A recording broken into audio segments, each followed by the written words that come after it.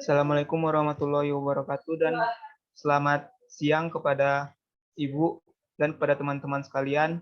Baiklah, di sini kami dari kelompok 3 Teknologi Oleokimia akan mempresentasikan tugas kami yang berjudul fat splitting, di mana sebelumnya izinkan kami memperkenalkan diri kami dulu, di mana kami dari kelompok 3 yang beranggotakan 3 orang juga. Yang pertama ada saya sendiri, Wafi Mufadal dengan NIM 19062.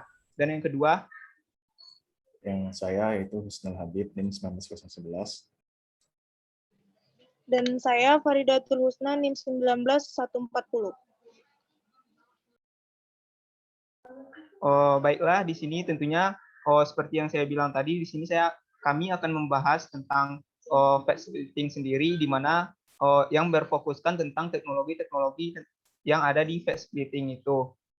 Baiklah, langsung saja saya share screen terlebih dahulu.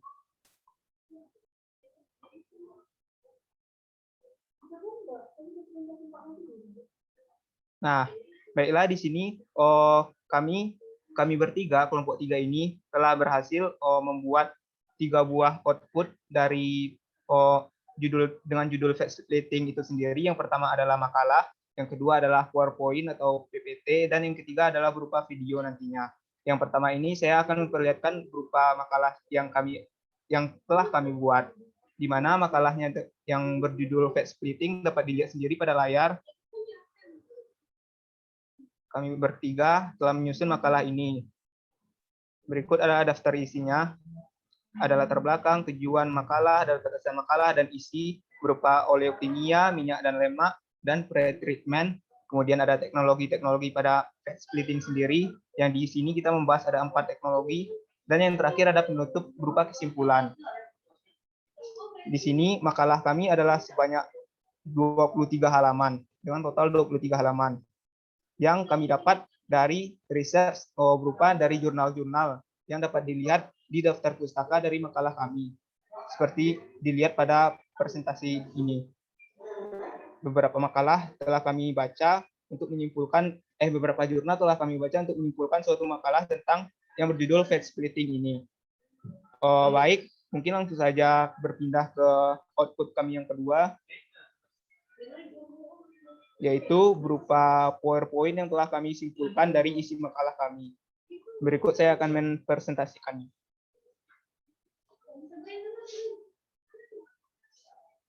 Nah, baik, di sini adalah PowerPoint yang telah kami buat dari materi-materi pokok makalah yang telah kami buat sebelumnya tadi, yang dimana tentunya ini berdasarkan riset atau pencarian dari jurnal-jurnal yang telah kami baca sebelumnya.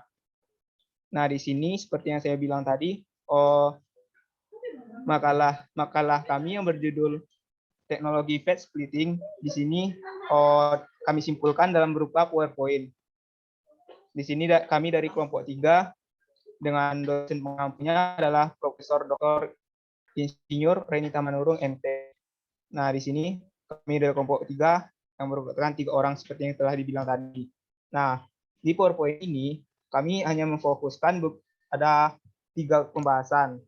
Mungkin yang pertama adalah pretreatment itu sendiri, dan yang kedua adalah proses fat splitting, dan yang ketiga adalah kesimpulan, dan terakhir adalah daftar pustaka dari isi-isi dari PPT kami ini. Nah, langsung saja masuk ke pembahasan yang pertama, yakni adalah pretreatment. Di sini treatment sendiri akan dijelaskan pertama kali oleh teman saya Faridatul Husna NIM 19140. Kepada Faridatul Husna, waktu dan platform dipersilakan.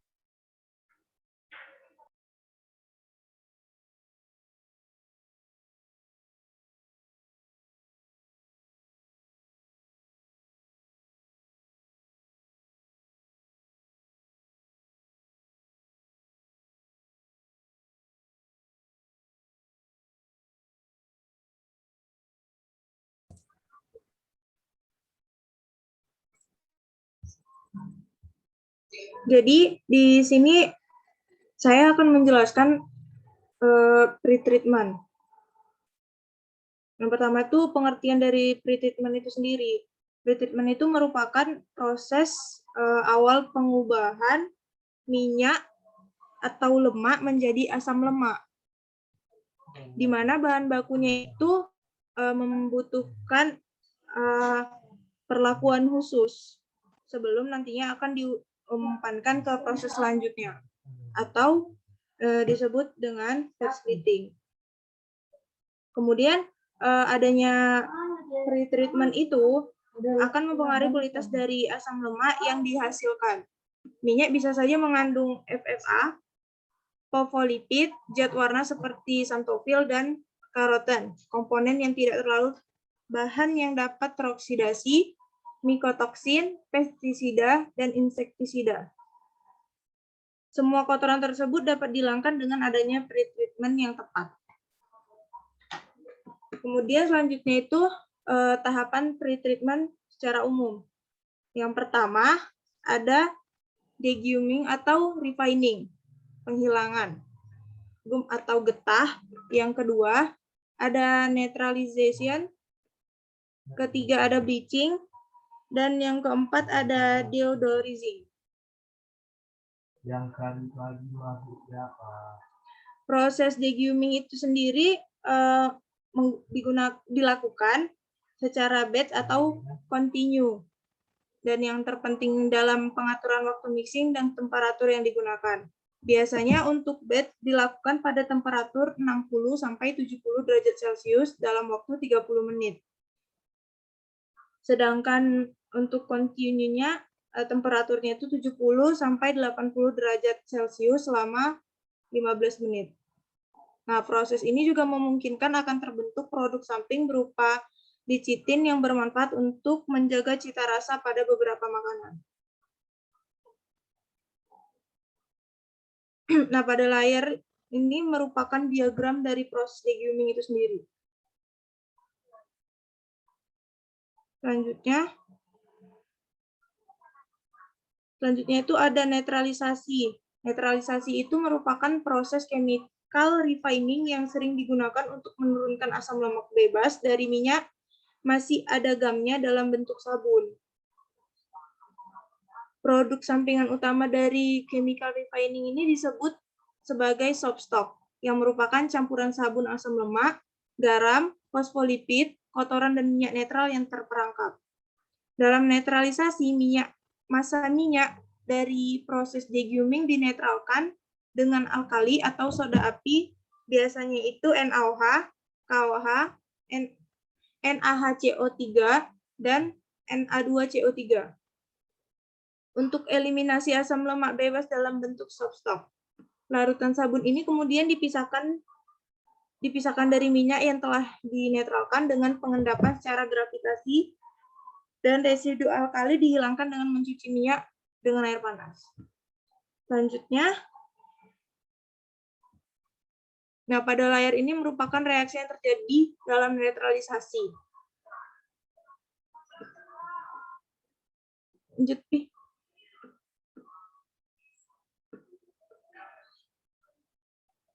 Nah, yang ketiga itu ada bleaching. Bleaching itu merupakan Baiklah, di sini saya Ovi Mufadal dengan 62 akan mempresentasikan pada bagian saya, yang mana masuk adalah ke pretreatment bagian bleaching. Sebelumnya ini adalah salah satu pretreatment yang secara umum. Tentunya kebanyakan minyak tentunya menggunakan pretreatment ini. Salah satunya adalah bleaching, di mana bleaching adalah proses untuk menghasilkan zat warna, proses untuk menghilangkan zat warna seperti pun beta karoten dari minyak dengan cara dicampurkan dengan sebuah adsorben seperti bleaching earth. Jadi di dalam minyak itu tentunya memiliki banyak warna, seperti salah satunya karoten, yaitu pewarna oranye dan juga pewarna hijau. Jadi gunanya dihilangkan karoten tentunya sangat berbahaya nantinya apabila masuk dalam proses dengan temperatur tinggi. Jadi selain itu proses ini juga menghilangkan sisa-sisa dari proses deguming sebelum. Jadi dikarenakan sebelum bleaching adanya deguming masih ada sisa-sisa seperti garam ataupun sisa-sisa dari prosesnya, maka di sini juga akan dalam proses bleaching. Kemudian kotoran tersebut diserap dan bisa juga dipisahkan bersama dengan reagen absorpsi menggunakan filtrasi. Jadi di bleaching ini satu komponen yang pentingnya ataupun salah satu proses utamanya adalah proses di mana absorpsi sendiri menggunakan bleaching earth. Salah satu contohnya, masih banyak lagi absorpsi yang bisa digunakan karbon ataupun seperti itu. Jadi proses ini terjadi pada temperatur antara 85 sampai 110 derajat Celcius ataupun temperatur yang rendah akan lebih dalam melakukan bleaching. Jika menggunakan temperatur tinggi, molekul yang terserap akan dapat larut kembali ke minyak. Jadi bleaching waktu kontak antara minyak dan bleaching air sangat mungkin, dan juga temperatur harus dijaga agar tetap rendah. Jadi dikarenakan untuk menghilangkan zat-zat warna seperti karoten ataupun klorofil sangat berbahaya apabila menggunakan temperatur tinggi yang mana akan merusak dan membuat zat warna tersebut menjadi toksik ataupun beracun seperti itu. Jadi sangat berbahaya apabila menggunakan temperatur tinggi. Maka di sini sangat dianjurkan menggunakan temperatur rendah, juga waktu kontak yang sesingkat mungkin. Seperti itu. Jadi langsung saja masuk ke di sini saya tampilkan adalah proses bleaching sendiri. Di sini adalah proses bleaching secara umum, di mana seperti yang saya bilang tadi, pertama tuh habis pre-treatment, degumming sama netralisasi di proses bleaching. Di sini adalah pre-treatment yang pertama, conditioning, di mana dimasuk menggunakan asam.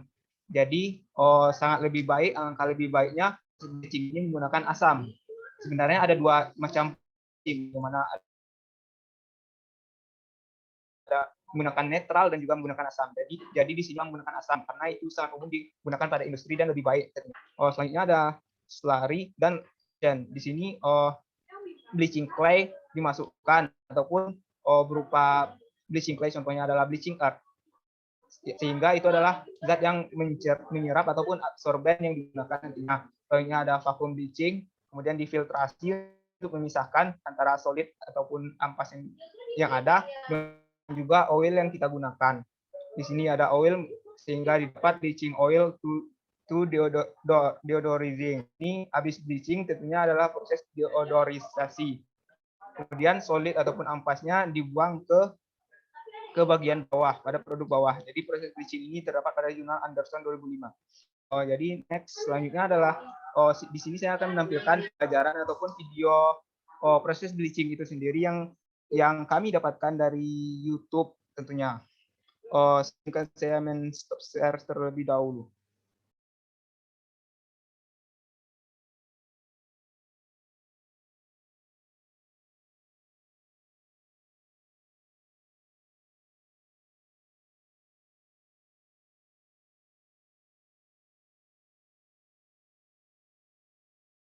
Apakah teman-teman sudah melihat layar screen saya?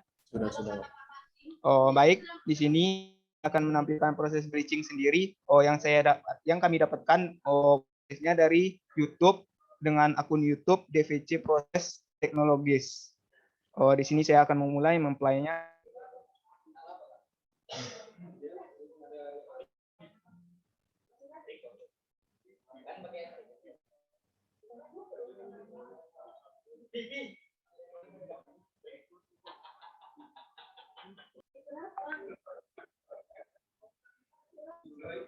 Baik, di sini adalah videonya.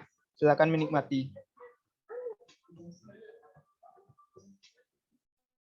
Pre-treatment and bleaching. Vegetable oils are well degummed and biorefined through classical refining routes. Crude palm oil, coconut oil, and other seed oils with phosphatide content up to 0.1% are treated in the pre-treatment and bleaching processed by physical refining route. The process removes the residual soap, phosphatides, metal contaminants, color bodies, and make the oil suitable. Final process of deodorization. Pre-treatment. Jadi seperti yang telah dijelaskan video tadi, salah satu tujuan dari bleaching dia adalah membersihkan dari zat warna dan juga fosfolipid dari minyak-minyak yang kita gunakan. Oke, selanjutnya akan saya putar kembali. Pre-treatment process is primarily separation of phospholipids, residual soaps, metal contaminants, and color pigments. Phosphoric acid reagent is mixed with the heated high shear mixer and oil. And acid mixture is in retention for the reaction of 20 minutes. Nah, selanjutnya yang dijelaskan kembali adalah pada bleaching ini menggunakan temperatur yang 110 derajat Celcius dan juga tentunya adalah perlakuan asam. Di sini kita menggunakan asam sebagai pembantu dalam proses bleaching sendiri. Next. Heated oil from the heater E01 enters the mixer M601, where the fine dispersion of phosphoric acid takes place in oil. This mixture then follows into retention tank RT601.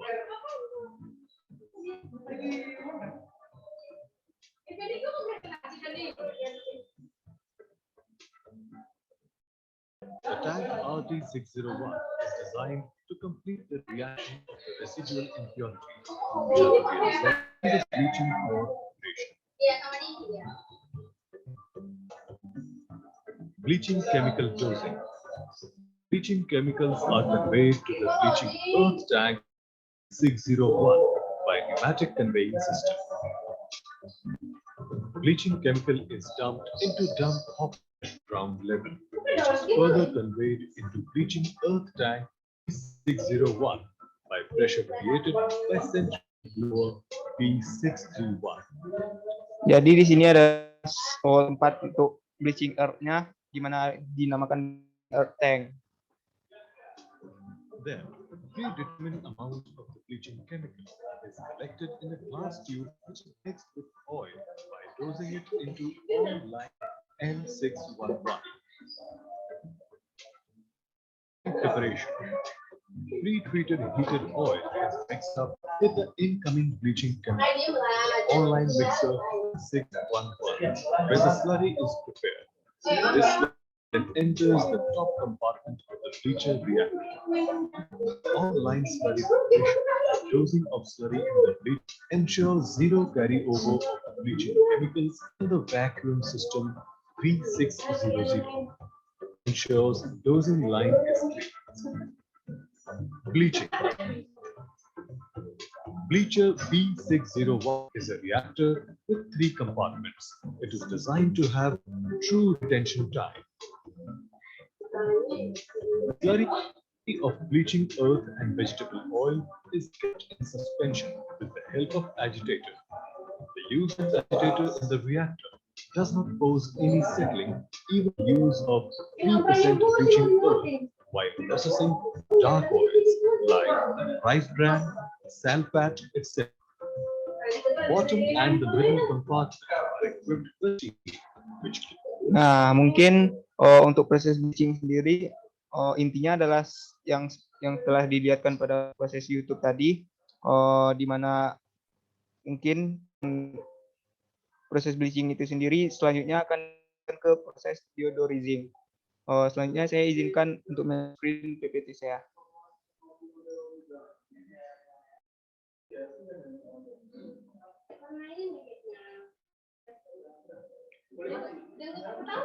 Apakah teman-teman sudah melihat PPT-nya? Udah, lanjut. Setelah tadi di pre-treatment dengan proses bleaching, kemudian adalah proses umum selanjutnya adalah minyak itu dilakukan proses atau deodorizing, di mana proses ini adalah penghilangan komponen yang berbau busuk dari minyak dengan cara pemisahan ataupun stripping dengan menggunakan tekanan vakum dengan uap yang beratur tinggi. Jadi tujuan pada proses deodorizing ini tentunya adalah penghilangan bau tengi ataupun bau busuk yang biasanya timbul pada minyak bahan baku kita gunakan. Bau busuk itu sendiri kan adalah beberapa hal penyebabnya, tentunya adalah salah satunya adalah kondisi dari minyak ataupun misalnya contohnya adalah sawit, di mana kondisi fisik dari sawit itu sendiri sudah masak ataupun terlampau masak ataupun teroksidasi ataupun rusak ataupun sebagainya. Apakah itu terkena pengaruh lingkungan ataupun pengaruh dari buah dari sawit itu sendiri. Oke.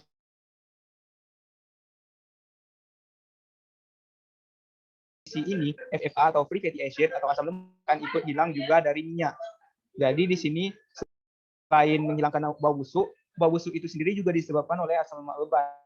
Jadi asam lemak bebas yang dihilangkan itu tiganya bau busuk pada minyak bahan baku kita ikut, dan juga FFA-nya juga berkurang.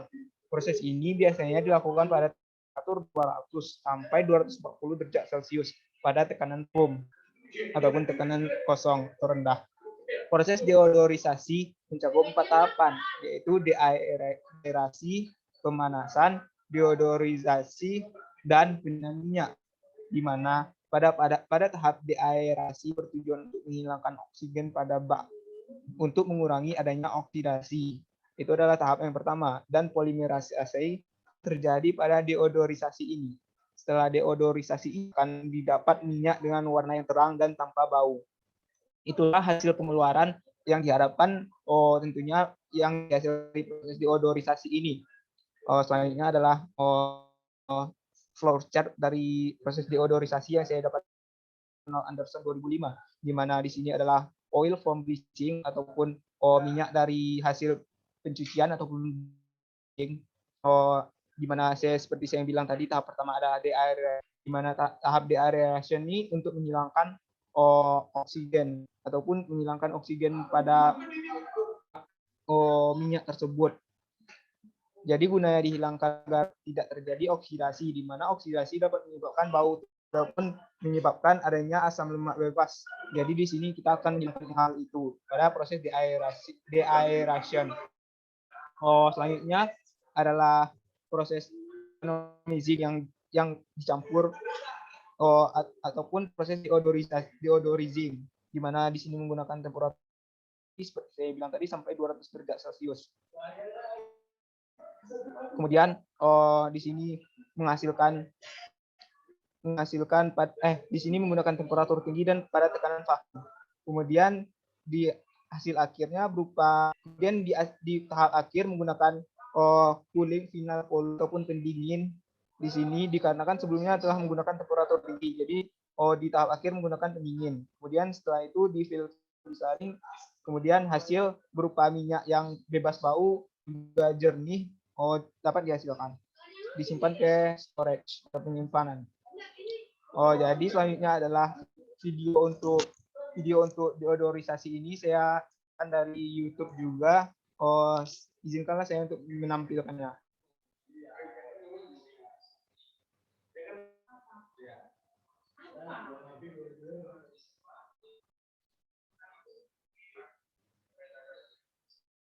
Apakah teman-teman sudah melihat YouTube-nya? Udah, lanjut. Baik, di sini adalah selanjutnya adalah yang saya dapatkan dari akun YouTube DVC Proses Teknologi di mana untuk proses deodorisasi. Baiklah, saya akan memutarkan.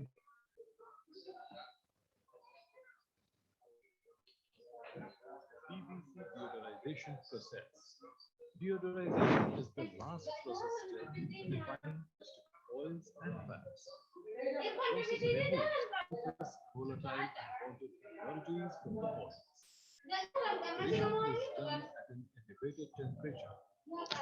Nah, seperti yang dibilangkan pada video adalah proses deodorisasi ini atau deodorization ini adalah proses tahap terakhir pada di mana proses ini dilakukan setelah adanya bleaching. Kemudian deodorisasi ini yang bertujuan untuk menghilangkan bau pada minyak ataupun bahan baku yang kita gunakan dengan temperatur tinggi. 240 degrees Celsius and at low absolute pressure of 1.5 mm of Hg. Itu adalah temperaturnya, di mana temperaturnya sampai 240 derajat Celcius dan juga pada tekanan vakum. V800 is designed to keep the entire process under 1.5 mm of Hg. Live steam is used as a carrier to separate out the impurities from the oil.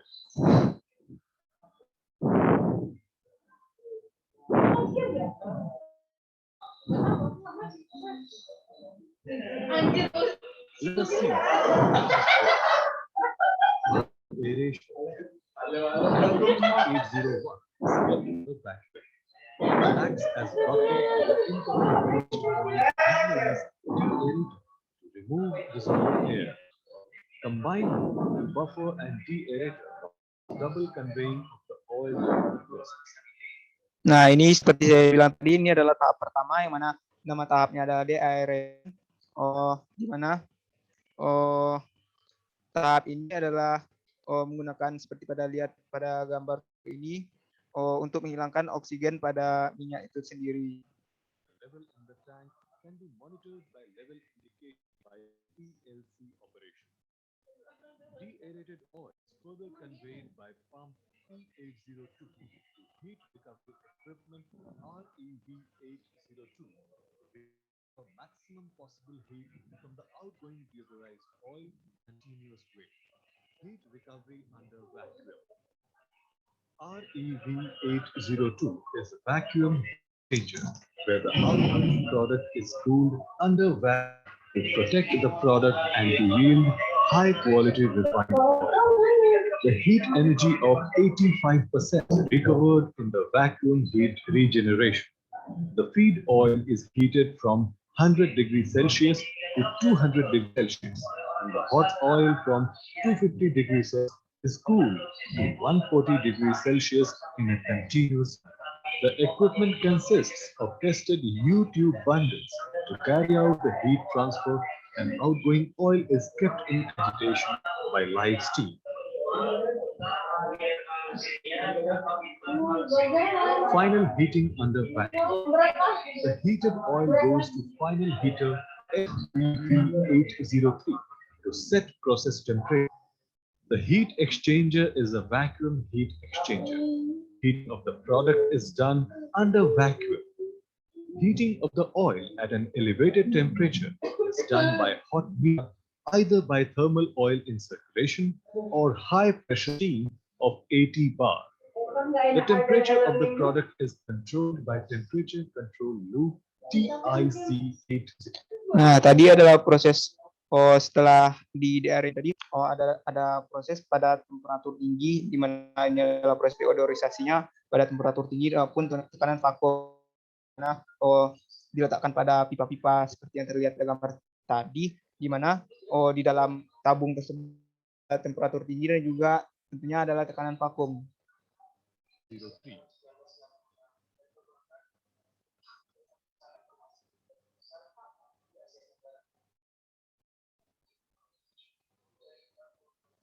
Enters the deodorization equipment D802.1 stripper and retention deodorization column D02.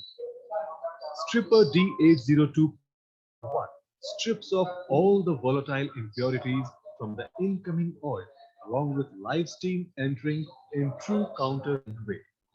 Stripper consists of specially designed structured pack where the oil is retained for 2 seconds. Stripped oil goes to the trays of the column. Desired retention time required for stripping of residual impurities is and thermal action of the process. Thermal action is a heat bleaching phenomenon and conversion of the undesirable compounds and possibility of unwanted reaction during the process.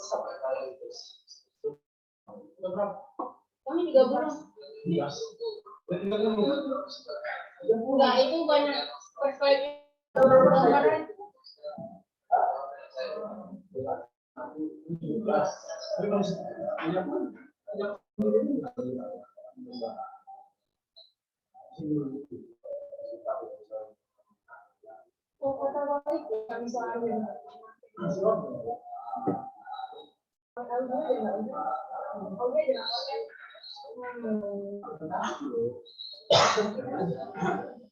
Changes E802, HE1, and E805.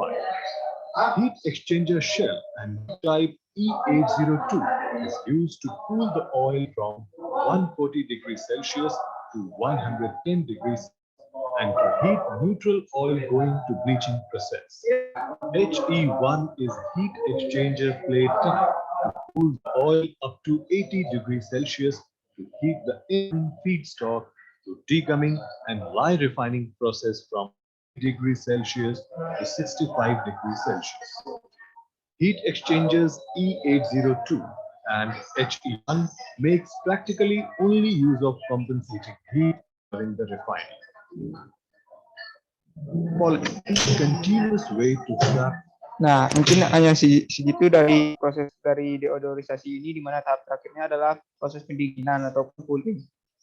Jadi setelah proses deodorisasi, izinkan saya kembali ke PowerPoint saya.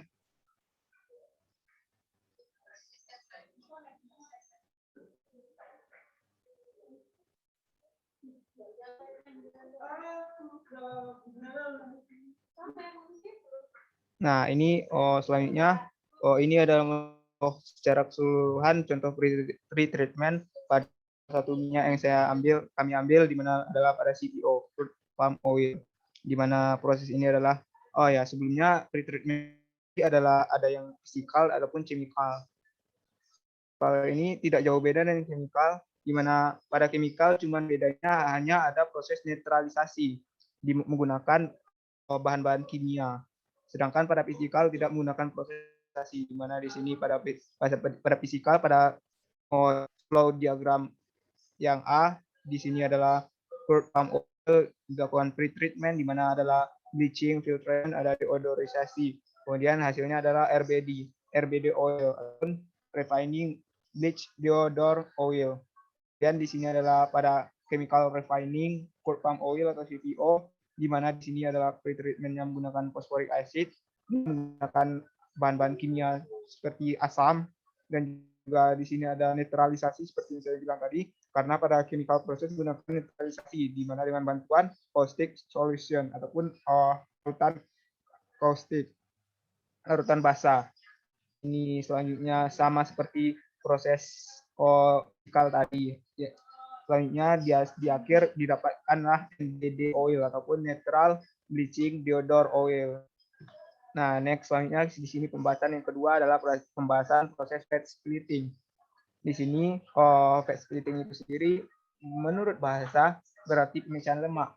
Fat adalah lemak, split adalah pemecahan. Sedangkan secara definisi berarti proses pemecahan lemak atau minyak triglycerida menjadi fatty acid ataupun asam lemak serta gliserin sebagai produk samping. Jadi di sini adalah gliserida dipecah menjadi asam lemak gliserin sebagai produk sampingnya dengan menggunakan air. Jadi proses hidrolisa namanya karena menggunakan air dan atau menggunakan enzim. Splitting merupakan hidrolisis triglycerida dari lemak dan minyak dengan kenaikan temperatur dan tekanan menghasilkan asam lemak dan gliserin. Di sini dapat dilihat pada gambar, di mana seperti saya bilang tadi ada triglycerida ataupun minyak yang dicampurkan dengan H2O 3 molekul water ataupun air. Di sini triglyceridanya masih berikatan, kemudian datanglah air ataupun H2O untuk memecah ikatan tersebut.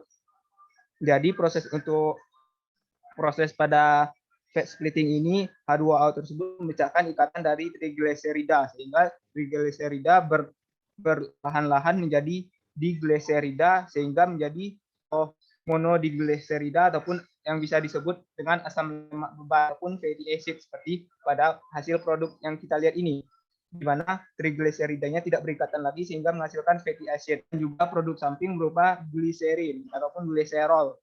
Oke, next. Nah, di sini adalah dalam pohon industri oleochemical dapat kita lihat proses fat merupakan tahap awal perkembangan industri oleokimia. Proses ini jauh di awal pohon industri oleokimia. Untuk lebih jelasnya dapat dilihat pada gambar. Nah, di sini kita lihat proses fat splitting itu sendiri merupakan proses awal dalam bentuk dari produk-produk oleokimia yang banyak, di mana fat splitting menghasilkan gliserol ataupun asam lemak, kemudian nanti diolah menggunakan proses esterifikasi semua, ataupun ada konjugasi, kemudian menjadi hasil produk oleokimia yang banyak seperti dapat dilihat pada gambar. Oke, next. Jadi pemecahan lemak fat splitting pada dasarnya adalah reaksi homogen yang berlangsung secara bertahap. Ini seperti saya bilang ini adalah proses pemecahannya secara bertahap, di mana dimulai pada triglycerida yang dicampurkan oleh 3 molekul air H2O, kemudian dicampurkan, kemudian molekul air itu memecahkan ikatan yang ada pada trigliserida itu. Jadi trigliserida menjadi 3 monogliserida tambah 3 molekul air seperti pada gambar ini. Kemudian tahap terakhirnya adalah terbentuklah asam lemak bebas, 3 asam lemak bebas dan ditambah gliserol. Seperti pada gambar yang terakhir ini, tahap terakhir ini. Nah, jadi fast splitting merupakan reaksi reversibel pada titik keseimbangan. Tingkat hidrolisis dan reesterifikasi adalah sama. Nah, jadi adalah reaksi bolak-balik. Jadi bisa kebalikannya ataupun bisa menjadi ya reversibel. Oke, next. Nah, di sini adalah proses. Di sini adalah akan dijelaskan oleh teman saya Husnul Habib.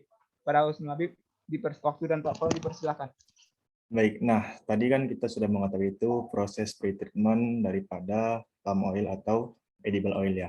Nah, pretreatment itu kan tujuannya kan untuk, kalau saya bilang itu untuk memurnikan minyak sebelum diproses ataupun sebelum dipecah menjadi asam lemak. Nah, jadi sebelum kita masuk proses-proses pembuatan asam lemak, seharusnya minyak itu sudah di pretreatment sehingga mendapatkan hasil minyak yang murni ataupun yang bersih untuk diproses. Nah, jadi di sini ada beberapa proses yang bisa digunakan untuk membuat asam lemak. Nah, yang pertama itu ada proses Twitchell. Nah, jadi proses Twitchell ini digunakan pada skala kecil ya, kemudian biaya relatif murah dan pengoperasiannya pun sangat mudah. Namun kelemahannya itu memiliki energi yang sangat besar dan produk yang asam lemak yang dibuatnya itu buruk, kurang bagus. Maka proses ini kadang tidak lagi digunakan untuk membuat asam lemak ataupun pemecahan asam lemak. Nah, proses ini menggunakan reagen Twitchell dan asam sulfat untuk kristalisasi fat splitting. Nah, reagennya itu berupa campuran dari olik atau asam lainnya dengan naftalen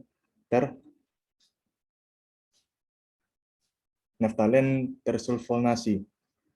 Nah, jadi kalau kita lihat pada gambar itu ya, prosesnya itu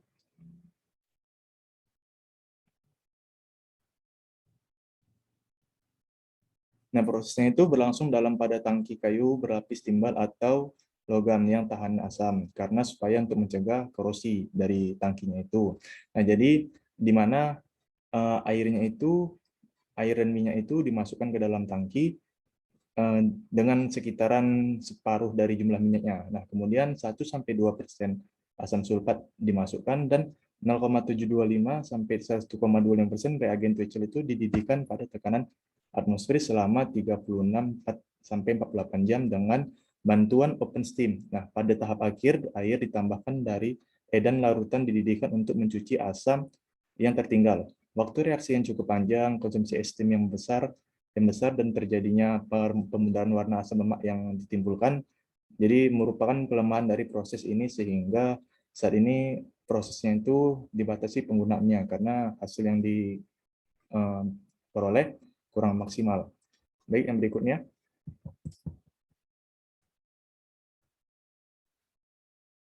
Next. Nah, yang berikutnya itu ada proses batch autoclave. Jadi metode ini merupakan metode komersial tertua untuk pemilisan minyak untuk membentuk asam lemak yang tinggi dan berwarna terang. Nah, metode ini lebih cepat dibandingkan dengan Twitchell, yaitu sekitar 6-10 jam lebih cepat sehingga reaksinya sempurna. Untuk pemisahan ester gliseridanya biasa digunakan proses distilasi seperti halnya proses Twitchell. Nah, proses ini menggunakan katalis yaitu umumnya ZNO, MgO, atau CaO. Nah, katalis ini berfungsi sebagai mempercepat reaksi pemecahan lemaknya agar energi yang dibutuhkan itu tidak terlalu besar dan banyak. Jadi katalis ini dipakai 2-4% dan sejumlah kecil debu zinc untuk memperbaiki warna asam lemak. Nah, autoclave ini digunakan berupa silinder dengan diameter 1220 sampai 1829 mm dan tingginya daripada reaktornya itu kurang lebih 6-12 meter. Nah, terbuat dari bahan yang anti korosi, yang tahan asam tentunya dan sepenuhnya terisolasi. Ada juga yang menggunakan pengaduk mekanis. Autoclave merupakan silinder yang tinggi dengan diameter yang sudah saya sebutkan tadi. Nah, dalam pengoperasiannya, autoclave diisi minyak, airnya itu diisi sekitar separuh dari jumlah minyaknya. dan katalis, lalu autoclave ditutup. Nah, steam dimasukkan atau diinjeksikan untuk menghilangkan udara terlarut dan untuk menaikkan tekanan hingga 1135 kilopascal. Jadi tekanannya sangat besar ya untuk mengoperasikannya. Nah, injeksi steam dilakukan secara kontinu pada bagian bawah untuk mendapatkan pengadukan dan tekanan operasi yang diinginkan. Konversi yang didapatkan dan dapat mencapai lebih dari 95%. Artinya produk yang dihasilkan itu sangat banyak untuk menggunakan proses autoclave ini. Reaktannya itu terbentuk semua sebanyak 95%. Nah, dari reaksi sekitar 6-10 jam itu, isi dari autoclave dipindahkan dalam pengendap, di mana terbentuk dua lapisan ya. Lapisan atas yang berupa asam lemak dan lapisan bawah itu berupa gliserol. Nah, asam lemak ini dikeluarkan dan gliserol yang tertinggal ditambahkan dengan asam mineral untuk memisahkan sabun yang terbentuk, dan selanjutnya dibilas untuk menghilangkan sisa asam mineral. Nah, jadi kalau kita lihat pada gambar ini ya, minyak dan air itu dimasukkan ke dalam suatu tangki yang nama autoclave, kemudian katalis sebanyak 2-4% itu berupa zinc dimasukkan juga. Nah, steam itu diinjeksikan ke dalam autoclave ini, dan setelah 5-10 hari dia bekerja atau bereaksi. Nah, kemudian dipisahkan, maka hasil yang terbentuk itu ada dua, yaitu asam lemak dan gliserol. Nah, asam lemak ini kan masih ada impurities ya, di mana impurities ini harus kita pisahkan untuk menghasilkan kualitas asam lemak yang sangat bagus. Nah, jadi kita pisahkan antara impurities yang tidak zat-zat yang tidak digunakan dalam asam lemak, sehingga didapatlah asam lemak yang dengan volume yang sangat tinggi. Berikutnya itu proses continuous splitting atau biasa disebut dengan Colgate-Emery prosesnya. Jadi proses pemisahan minyak yang berikutnya itu dengan cara continuous splitting atau Colgate-Emery proses. Jadi tekanan tinggi secara kontinu dan kantor current lebih dikenal dengan proses Colgate-Emery. Metode yang paling efisien dari pemisahan minyak. Nah, tekanan dan suhu tinggi digunakan untuk waktu reaksi yang relatif singkat. Aliran minyak dan air secara berlawanan arah menghasilkan pemisahan derajat tinggi tanpa menggunakan katalis. Nah, katalis dapat pula digunakan untuk mempercepat reaksi. Menara pemisahan tergantung dari kapasitasnya. Biasanya menara tersebut berdiameter 508 sampai 1220 mm dan tingginya kisaran 15 sampai 25 meter. Terbuat dari bahan anti korosi seperti stainless steel 316 untuk jenis tipenya, atau padutan Inconel yang didesain khusus untuk kondisi operasi kurang lebih 5000 kilopascal tekanannya. Nah, jadi minyak itu dimasukkan melalui saluran yang berada pada bagian bawah menara dengan menggunakan pompa bertekanan tinggi. Nah, kemudian air masuk melalui puncak kolom dengan rasio 40-50% berat minyak. Nah, suhu pemisahan yang tinggi yaitu kisaran 250-260 derajat akan dapat memastikan pelarutan air ke dalam minyak, sehingga tidak lagi diperlukan pengontakan kedua fase tersebut secara mekanik. Sementara air masuk pada bagian atas kolom dan mengalir melewati fase minyak menuju ke bawah. Derajat pemisahan pada proses ini mencapai 99%. Proses ini lebih efisien bila dibandingkan dengan proses lainnya karena waktu reaksi yang relatif singkat, itu hanya sekitar 2-3 jam. Dalam reaksi ini terjadi pemudaran warna asam lemak karena pertukaran panas internal yang cukup efisien. Proses ini cukup ekonomis dalam penggunaan steam. Jadi kita bisa lihat gambarnya, jadi minyak itu diumpankan dengan pompa dari bawah kolom itu, sementara air itu masuk dari atas kolom. Nah, kemudian di situ terjadi reaksi. Nah, ditambah lagi dengan dimasukkan uap dalam reaktor itu, dan hasil yang keluar itu berupa asam lemak yang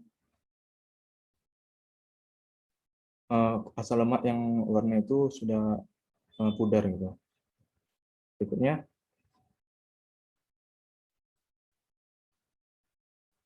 yang berikutnya itu adalah proses enzimatik. Nah, jadi enzimatik ini kalau saya jelaskan, dia menggunakan suatu cara alamiah secara biologinya.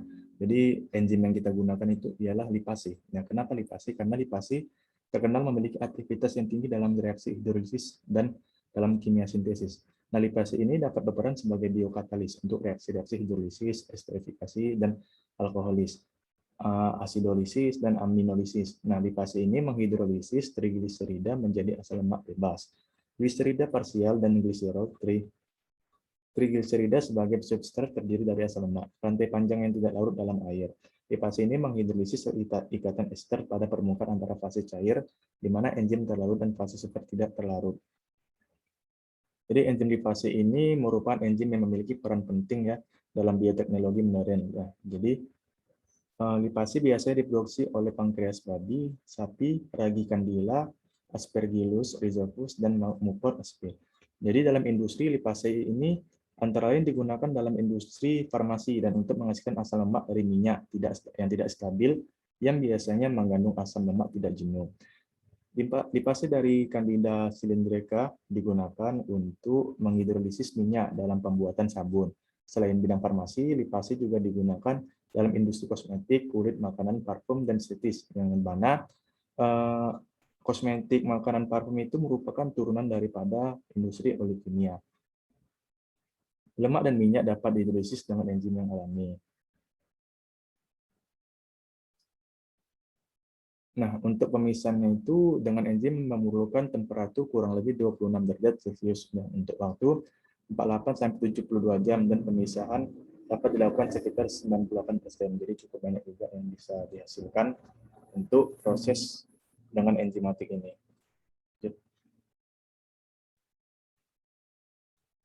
Jadi adapun kesimpulan yang bisa didapatkan adalah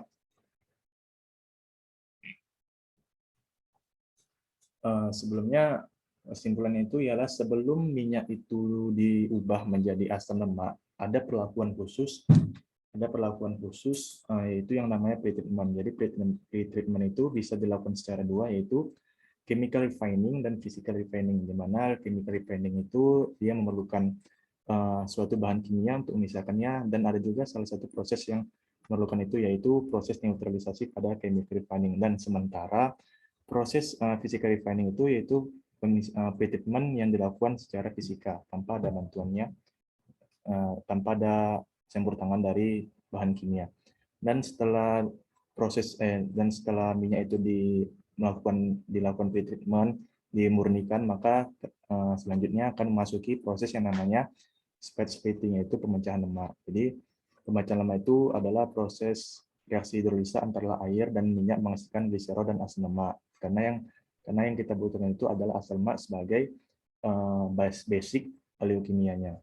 Kemudian untuk fat splitting ada 4 macam, yaitu Twitchell, proses autoclave, kemudian proses continue di mana Colgate Emery tadi, dan proses secara enzimatis. Sebelumnya yang berikutnya, kalau Twitchell itu merupakan proses yang paling sederhana dalam pemecahan lemak dan masih digunakan dalam skala kecil. Namun banyak sekali kekurangannya di mana membutuhkan energi besar dan produk yang dihasilkan pun tidak begitu bagus ya. Yang berikutnya itu ada proses autoclave batch, merupakan metode komersial yang tertua yang biasa digunakan untuk pemecahan lemak yang tingkat tinggi. Jadi waktunya itu lebih cepat daripada Twitchell, namun dibandingkan dengan proses continue lebih lambat. Kelemahannya itu hanya pada reaksinya yang berjalan dengan lambat. Berikutnya. Nah, yang berikutnya itu proses continue, yang merupakan proses yang paling efisien dalam metode hidrolisis lemak, menghasilkan konversi yang paling tinggi.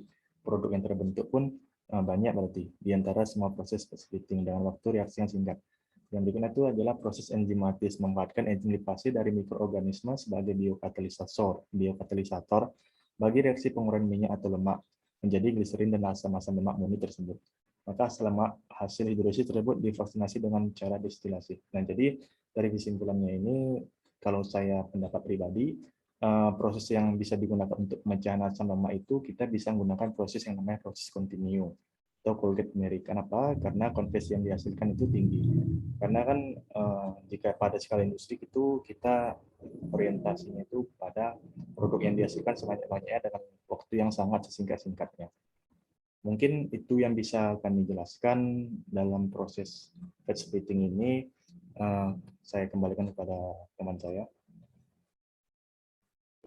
Oh, baik. Terima kasih kepada teman-teman dari kelompok 3 yang telah mempresentasikan tugas dari teknologi oleokimia ini dengan judul fat splitting. Baik, di sini izinkan saya men-stop share screen terlebih dahulu. Oh, baik. Di sini kami dari kelompok 3 telah menyelesaikan ataupun mempresentasikan output yang kami buat dari tugas oleokimia ini sendiri yang judul fat splitting, di mana output kami kembali saya ingatkan ada 3. Yang pertama adalah jurnal yang telah kami buat dari berdasarkan yang pertama adalah makalah yang telah kami buat berdasarkan pencarian dari jurnal-jurnal terkait tentang minyak ataupun fat splitting ataupun tentang oleokimia. Kemudian ada PowerPoint ataupun presentasi yang telah kami tampilkan tadi. Dan yang terakhir ada berupa video yang telah saya lihatkan tadi, yang videonya didapat dari YouTube. Ini YouTube. Baiklah, terima kasih. Kami ucapkan dari kelompok 3 telah mempresentasikan. Terima kasih juga telah melihat ataupun memperhatikan kami. Mohon maaf apabila ada kesalahan penyampaian ataupun kesalahan tingkah laku dari kami kelompok 3. Baiklah, kami pamit undur diri dari kelompok 3. Terima kasih. Selamat sore. Assalamualaikum warahmatullahi wabarakatuh.